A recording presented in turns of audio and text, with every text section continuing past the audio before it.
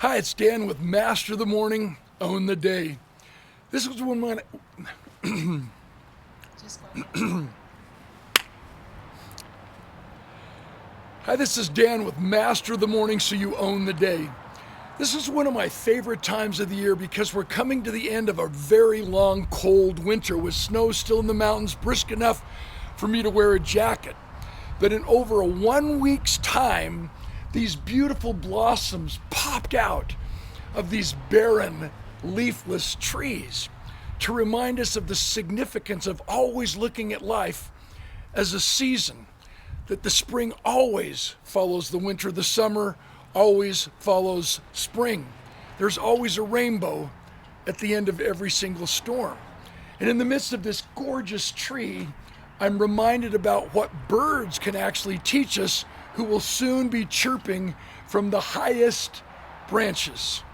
You see, a bird is never afraid of the branch breaking because the bird finds trust not in the strength of the branch, but in its own wings and its ability to fly.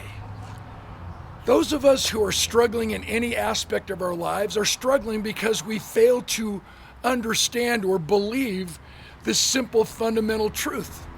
We're always competing against someone else, always comparing ourselves against someone else. Instead of looking inside, we're always seeking someone else to love us. Can we just get someone else to like us and love us? When in reality, all we have to do is compete and compare ourselves against ourselves and figure out a way to get ourselves to love ourselves. I'm reminded of one of the most important lessons that I've ever learned as a keynote speaker at an international convention on eating disorders. So as a professional speaker, I devoured everything I could read on anorexia and bulimia. When I showed up to the convention center, thousands of folks in this room, young men and young women battling this challenge of an eating disorder, obviously concerned parents and healthcare professionals, counselors, and therapists.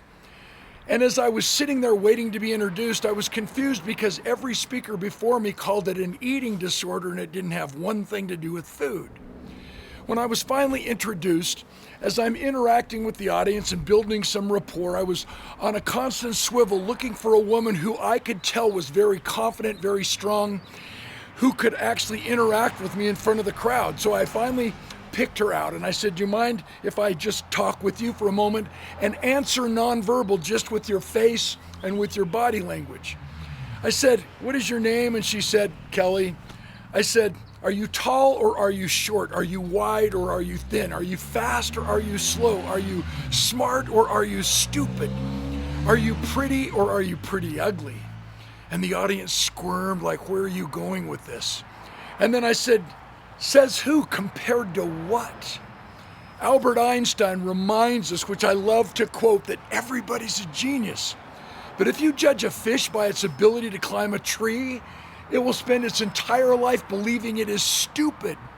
If we somehow could transport this woman, Kelly, to a deserted island where she had no access to fashion magazines or those Photoshop Twiggy models that are non-existent, would she not suddenly just love herself for who she is? I am woman, hear me roar. I am enough. If you really are serious about mastering every morning and owning every single day, will you please remember that the only person you need to be better than is the person you were yesterday?